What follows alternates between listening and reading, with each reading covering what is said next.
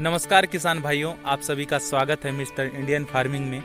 आज हम देखते हैं कि मक्के की खेती कैसे करते हैं और जो भी किसान भाई मक्के की खेती करते हैं वो सबको बहुत बहुत बधाई।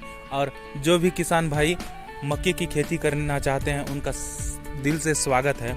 तो आज हम समझते हैं कि मक्के की खेती करते करते हम लोगों ने जो सीखा है वो आपके साथ शेयर करना चाहते हैं।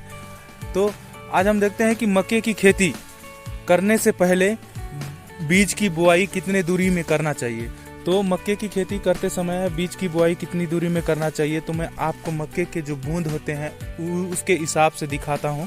अभी आप देख सकते हैं मक्के की जो बूंद है उसकी दूरी है, ये मक्का है, इसकी जो दूरी है ये देख सकते हैं। ये मक्के से मक्के की दूरी 1 फुट 4 इंच है।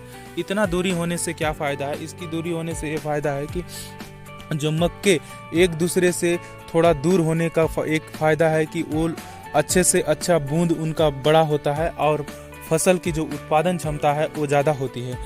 और एक चीज़, जैसे हम मक्का लगाते हैं, मक्का लगाते वक्त हमें ये ध्यान रखना चाहिए कि मक्के में कौन कौन सी खाद डाल रहे हैं और कितने मात्रा में डाल रहे हैं। प्रत्येक एकड़ में मक्के में हमें ये ध्यान रखना चाहिए कि प्रत्येक एकड़ में 1 बोरा DAP, आधा बोरा potash, 10 kilo sulphate, 10 kilo zinc और 25 किलो यूरिया, ये तीनों मिलाकर 1 एकड़ खेत में देना चाहिए।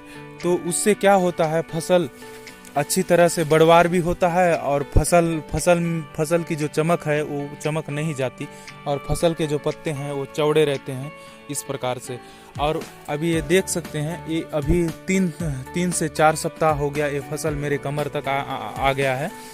तो अभी फसल की पूरी जानकारी लेते हैं। अगर फसल में अगर मान के चलो कीड़े लगने लग गए फसल में, तो खास करके इस प्रकार कीड़े लगने लगते हैं। ये अभी मैं आपको दिखाता हूँ, ये जो पत्ते हैं, ये पत्ता है, ये इस प्रकार के काटने लगते हैं। अभी बारिश होने की वजह से यहाँ के कीड़े पानी के बूंद लगने की वजह से मर गए, नहीं तो हमें कीड़े मारने की छिड़काव की दवाई डालना पड़ता था। अभी हमने देखा कि जो पत्ते हैं वो कीड़े खा के ख़त्म कर देते हैं। तो उस स्थिति से बचने के लिए हमें खेतों में निरंतर घूमते रहना चाहिए ताकि पता चले कि हमारी फसल अभी किस स्थिति में है। तो खेतों में ही घूमने से पता चलेगा कि हमारा फसल कैसा है।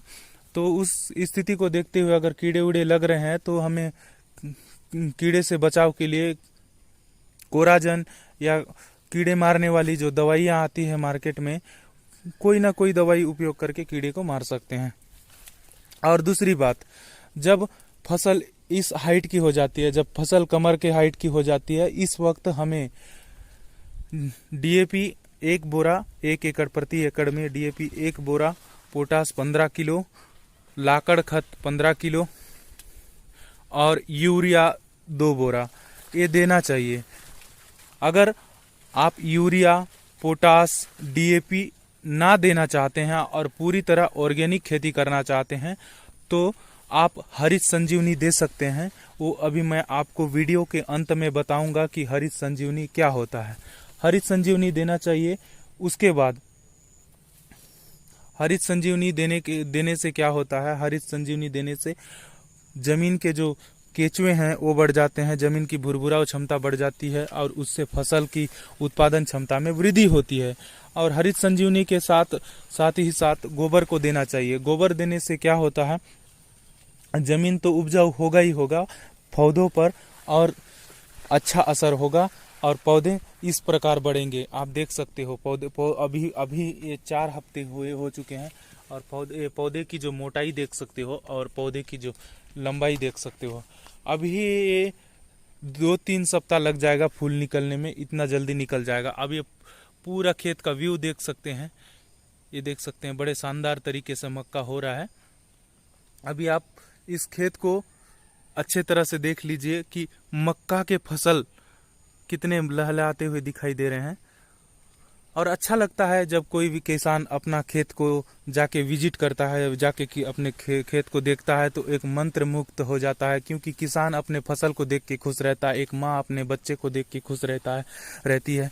तो उसी प्रकार किसान के लिए अपने बच्चे अपने फसल होते हैं, उसी जिस प्रकार अपने माँ के लिए उसके बच्चे होते हैं। तो किसान को बहुत मेहनत करके इस प्रकार के फसल को किसान उगाते हैं, तो बड़ी खुशी होती है इस प्रकार से अच्छे फसल को देख के। तो और कुछ अगर जानकारी छूट गई हो तो आप इस वीडियो में कमेंट करके बता सकते हैं कि कुछ जानकारी छूट गई हो या कुछ और चीज़ जानकारी चाहिए होगी आपको, तो आप हमें कमेंट करके पूछ सकते हैं।